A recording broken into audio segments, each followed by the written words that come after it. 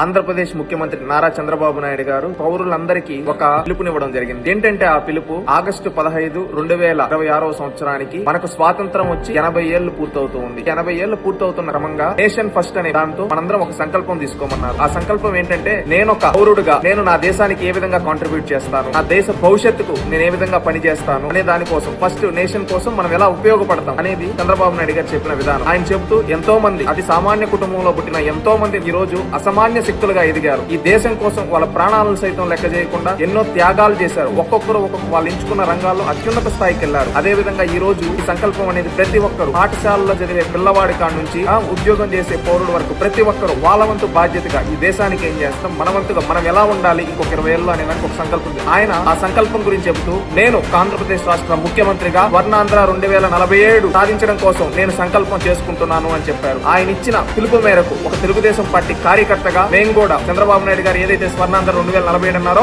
ఆ సంకల్పం కోసం ఆయన చెప్పిన విధంగా ఆయన అడుగుజాడల్లో నా ఆంధ్రప్రదేశ్ రాష్ట్రాన్ని అభివృద్ధి చేసుకోవడం కోసం, నా భారతదేశాన్ని అభివృద్ధి చేసుకోవడం కోసం నేషన్ ఫస్ట్ అనే నాదంతో మేమందరం కూడా సంకల్పం తీసుకుంటున్నాం. ప్రతి ఒక్కరం మనం ఎంచుకున్న రంగాల్లో ఒక మంచి సంకల్పం తీసుకుని ముందుకెళ్తే మన దేశం అభివృద్ధి చెందుతుంది. 2047కి వికసిత్ భారత్ 2047 ఏదైతే ఉందో దానికోసం ప్రతి ఒక్కరూ కృషి చేయాలని చెప్పి కోరుకుంటూ ఉన్నాం. ఈ రోజు చంద్రబాబు నాయుడు గారు ఇచ్చిన పిలుపు మేరకు నేను ఒక యువకుడుగా 2047కి నేను ఒక అత్యున్నత స్థానంలో ఉండడానికి నేను కృషి చేస్తాను. నా దేశం కోసం, నా రాష్ట్రం కోసం ఎలాంటి త్యాగాలు చేయడానికైనా నేను సిద్ధంగా ఉన్నానని సంకల్పం తీసుకుంటూ ఉన్నాను. నేషన్ ఫస్ట్ మాకెప్పుడు అని తెలియజేసిన తర్వాత పర్సన్ నెక్స్ట్ చెప్తూ ఉన్నాం.